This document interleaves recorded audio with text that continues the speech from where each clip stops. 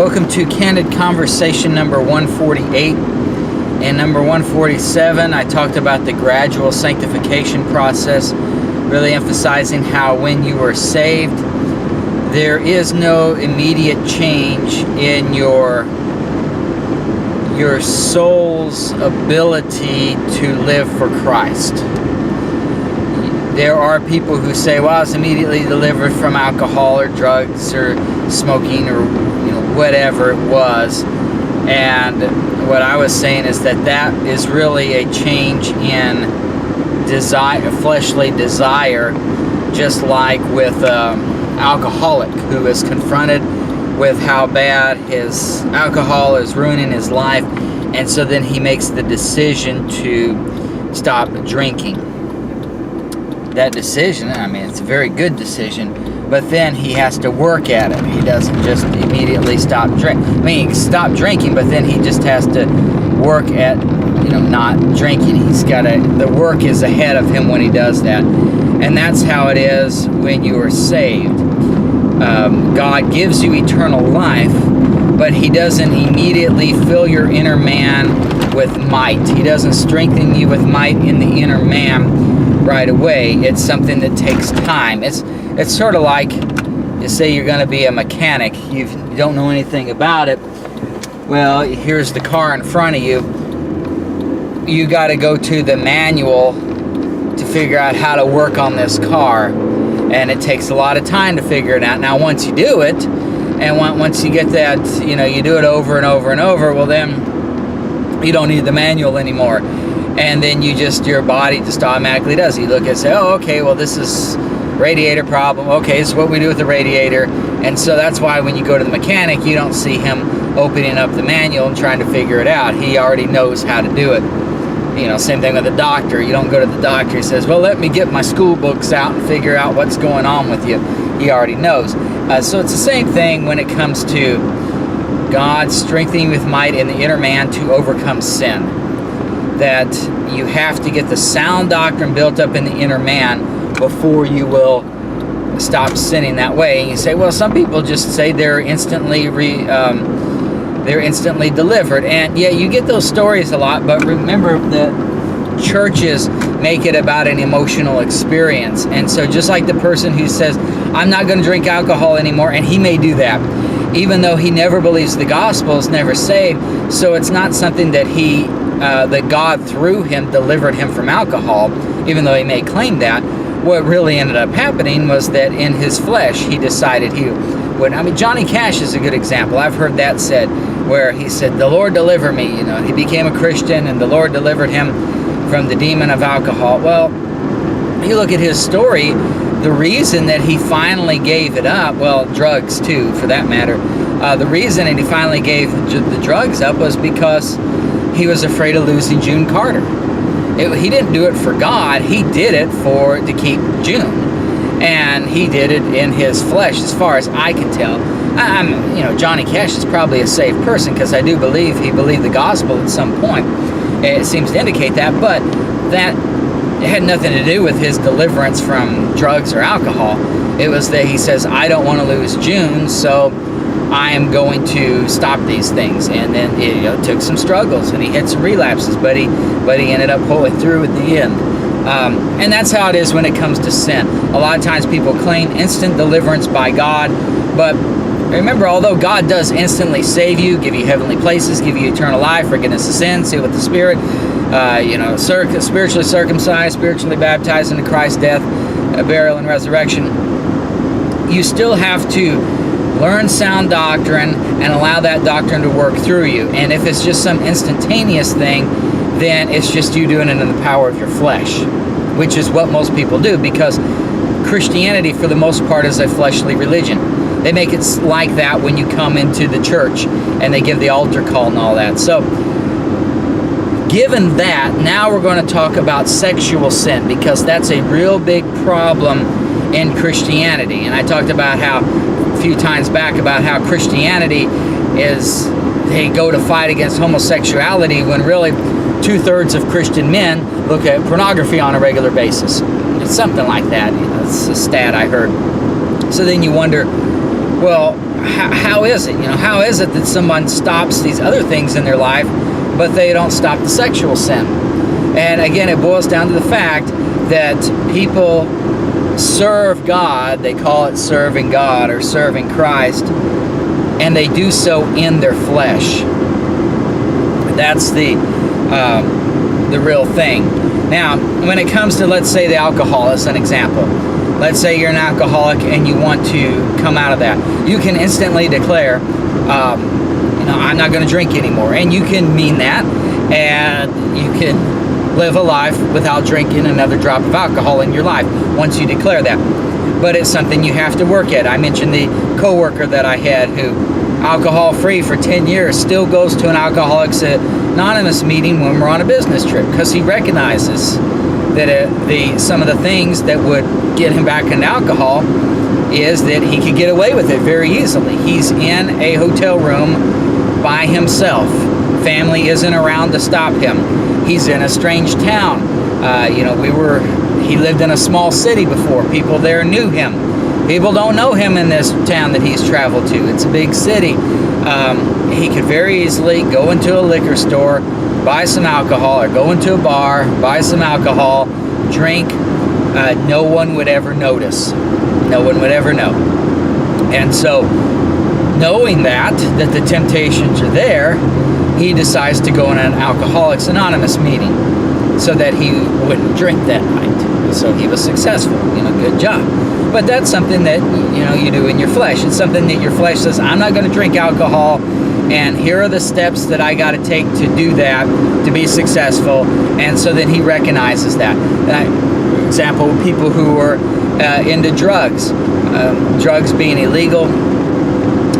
Once you get into drugs, the suppliers. It's very easy to get back into it. So if you go to a rehabilitation program and you're sober from drugs for, let's say, 3 months, and then you come back out, well, it's very easy for you, once you get back out, to go back to your supplier and everything. So they recommend that you move from where you were, 6 hours away. Then you don't have the supplier. It's going to take some more work, some more effort to set everything up.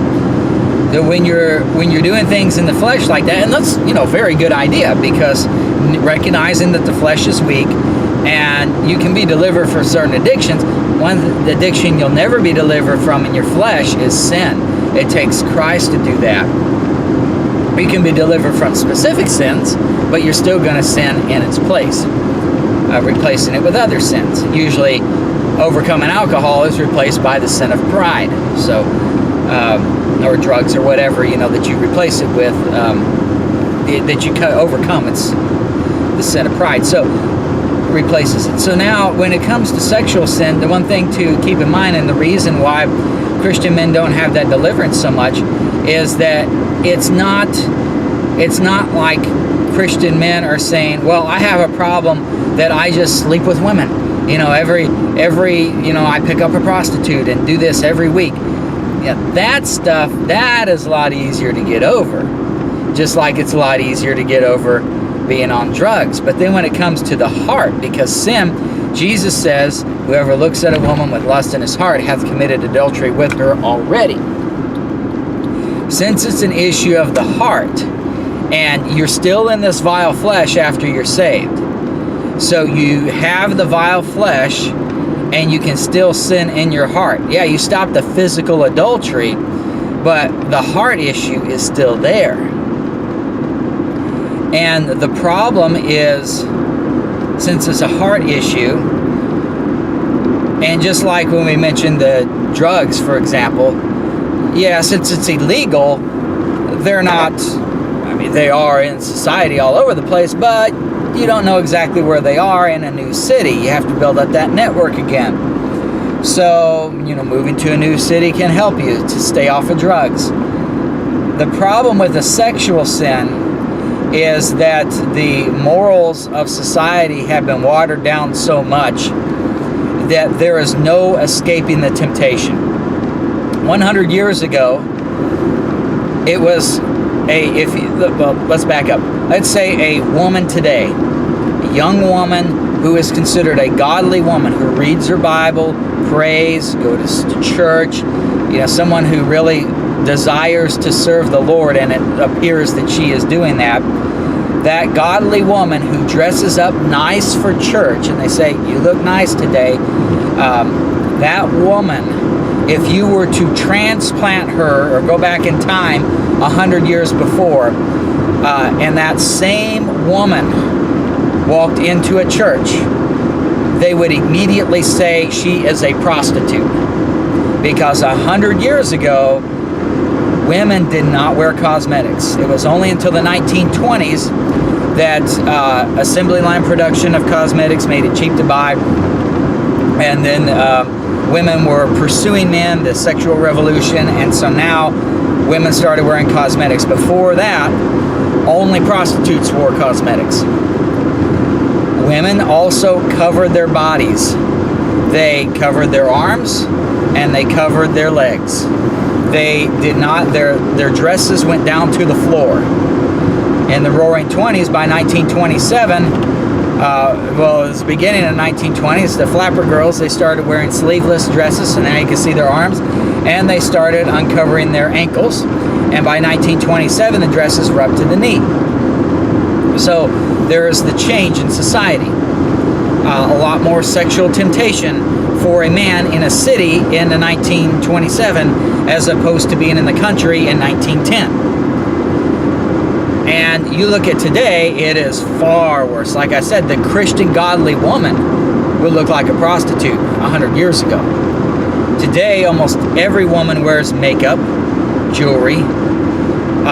If you try, I remember my grandmother back in, just trying to find a dress for her. We're talking 25 years ago, trying to find an appropriate dress for her. Very, very difficult. And now, pretty much you just have to make your own clothes. If you're a woman, you have to make your own clothes, or maybe you can find somebody on the internet who maybe an Amish or Mennonite woman who would make something appropriate. But going into a store, forget about it. It's going to be, they're going to show arms, they're going to show all the way down to their chest area, showing that skin there. What's worn is up to the knee, usually above the knee. Most women today, especially the young women, because their skin is tighter and they want to look sexy, that's more important to them. They walk around half naked, even when they're not dressed up. And you just can't. And as a man, that the temptation of the flesh is there, and you just can't get around it. I mentioned before, you can watch Andy Griffith, a wholesome black and white show that's rated TVG, and watch that. And there's a commercial. Oh, there's Jennifer Garner with her swimsuit advertising Neutrogena sunblock. So you've got, this half-naked woman just right in front of you. Yesterday, I'm going to get something to eat after work with my wife. And we're stopped at a traffic light. At the traffic light, there are 4 young girls, half-naked, holding up banners for a political candidate for a runoff election that's coming up. Saturday, I drive down the street and going to get something to eat. There's a car wash. Half-naked girls out there advertising the car wash. Even if it's not an advertisement like that to get, because sex sells, so they wear as few clothes as possible to get your attention. But even if it's not that, even if it's just some woman who's going out to eat, I mean, it's the summertime. She's probably got, even if she's got just a t-shirt and jeans on, she's probably got cutoff jeans, and they're really up there, and you can see mostly her entire legs. The sexual temptation is there. It is, you just can't, you're not going to have sex with her or anything like that, but how are you going to avoid looking at this woman? You're still in your vile flesh. Job said, I made a covenant with my eyes not to look upon a maiden, to lust after her. That's a good covenant to make, but it's an extremely hard one to follow in this society. 100 years ago in the country, you had no problem because you worked on the farm, and the only woman you may have seen was your wife, except when you go to church. And when you go to church, The women did not wear makeup. They didn't wear jewelry, maybe a simple wedding band. They wore dresses down to their legs. They had covered their arms. There's no flesh there to see, hardly. And so the temptation was taken away. To the women watching this, I know I don't have too many women viewers, but to the women watching this, keep this in mind. It's by you just showing any little bit of skin, the shoulders, down to the chest area, the arms, the legs, whatever you show is going. Men are just drawn to that. Men are sexually attracted to women by their skin, and the more skin that a man sees, the more of a temptation it is for him. And that's why, when my wife and I, we occasionally end up going to the church that my mother-in-law goes to. It's a mega church. I mean, here you are trying to worship God, and there are these half-naked young women around there. And they're dressed up in these dresses, and it's like, how am I supposed to worship God when I'm sinning in my heart? And it's not like I'm trying to. These half-naked women are just paraded in front of me. It's just like for all men, pretty much, because of the temptation of the flesh, of the women like that, going to church is just sort of like an alcoholic going to a bar. You wouldn't have an alcoholic going to a bar because it's a great temptation. There's alcohol all over. He can very easily drink. It's the same thing for men. Wherever we go, we're bombarded with sexual temptation. There's just no escaping it. You go online. I go to Yahoo Mail, check my Yahoo Mail account.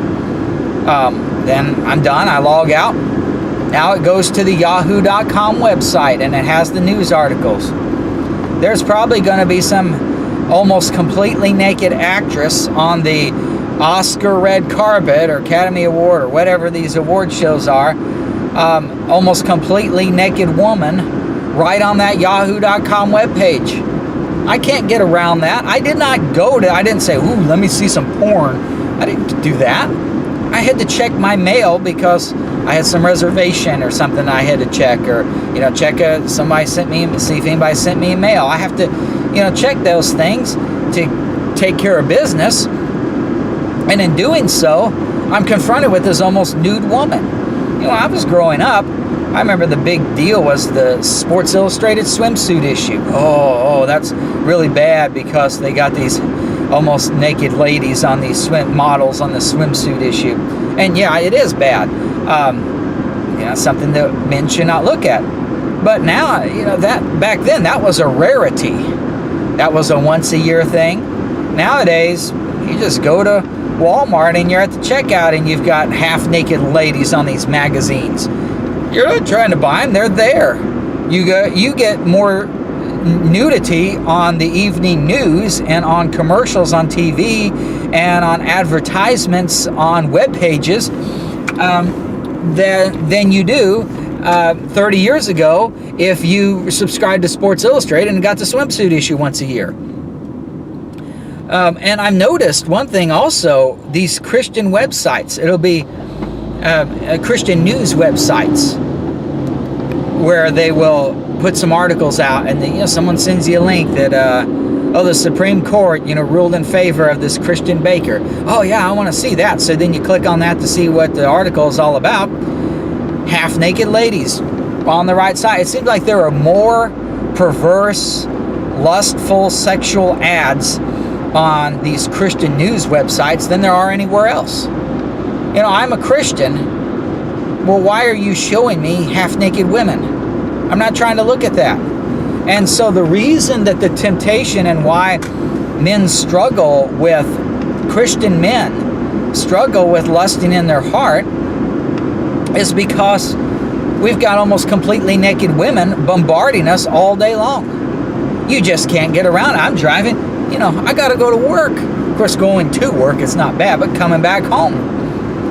You come back home from work, you're stopped at a light. Half-naked woman on the corner. And the sad thing is, car wash, 14-year-old girls out there. You know, if a woman, say a 25-year-old woman, looked like that, dressed that so much nudity on her 50 years ago, and she's standing on a corner, you'd immediately think she's a prostitute. Oh, she's a streetwalker trying to pick up a guy. Pretty obvious. Now, it's 14-year-old girls.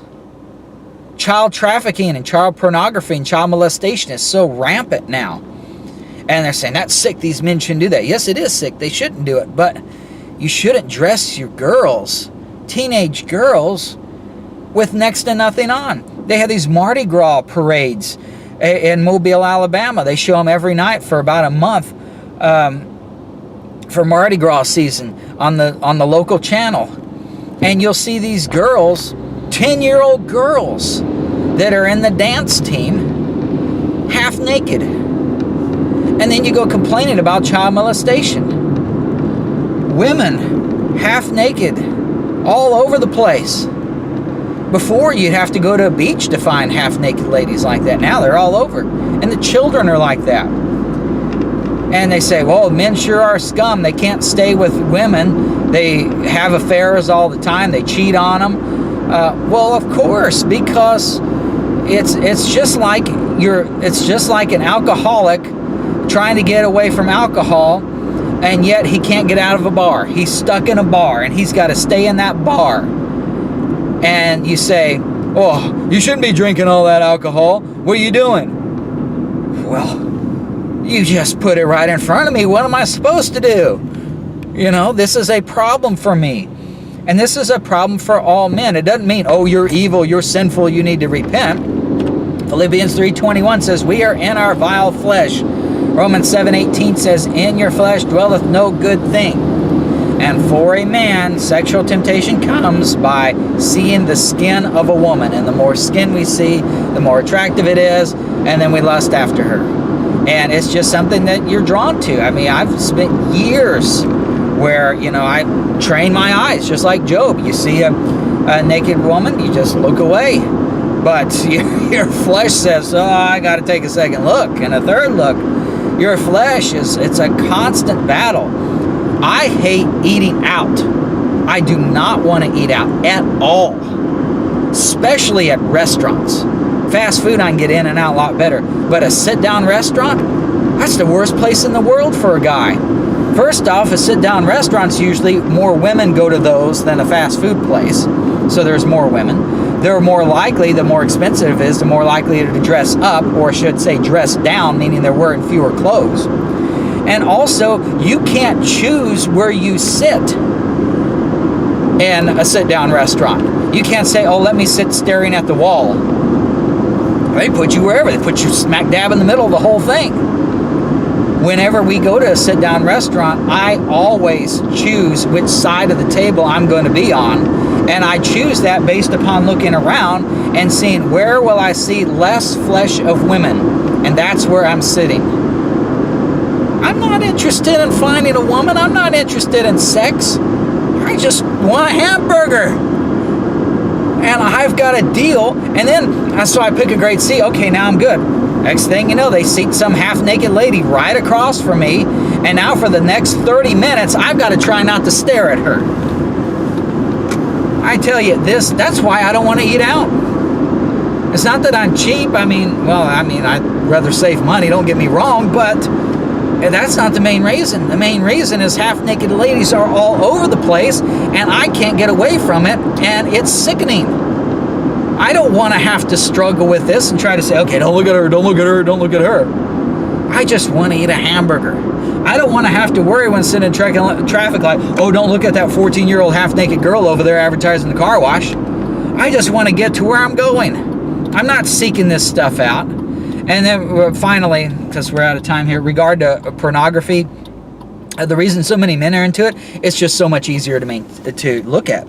Before, you'd have to go to a video store and go behind the curtain or the doors or whatever, and you have the risk of people seeing you. And even if it's complete strangers, they look at, oh, look at that man. Hey, boy, he's a pervert doing that. So then you get all these women that are against you and saying, and that's just getting the video. And then if if you're in a small town, well, then they see your car parked there. Oh, yeah, there's Eric again. He's a pedophile. He's a pervert doing this stuff. And then you get the video. Well, you still haven't looked at anything. Now you got to somehow watch the video. Well, how are you going to do that? Well, you can't do it in front of your wife. You got. But nowadays it's a lot easier. It's all over the internet, and I don't look out for that stuff, so I don't know how you would get it.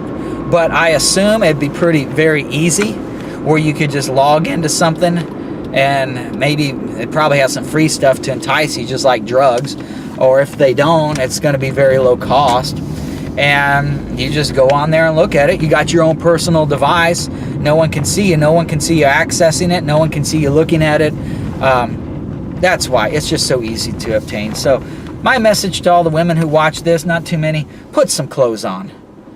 Don't worry about looking sexy. Look ordinary. The more ordinary you can, the better. Women are to wear modest apparel and adorn the doctrine. They aren't to look sexy to men, because all you're doing is you're tempting them. And even if you're trying to find a man, you're finding the wrong type of man when you do that. A godly man will not be after that. And you say, well, even today I can't find a man unless I'm half naked. Well, then you don't need that man. Just stay single. It'll just bring you a lot more problems. Thanks for watching.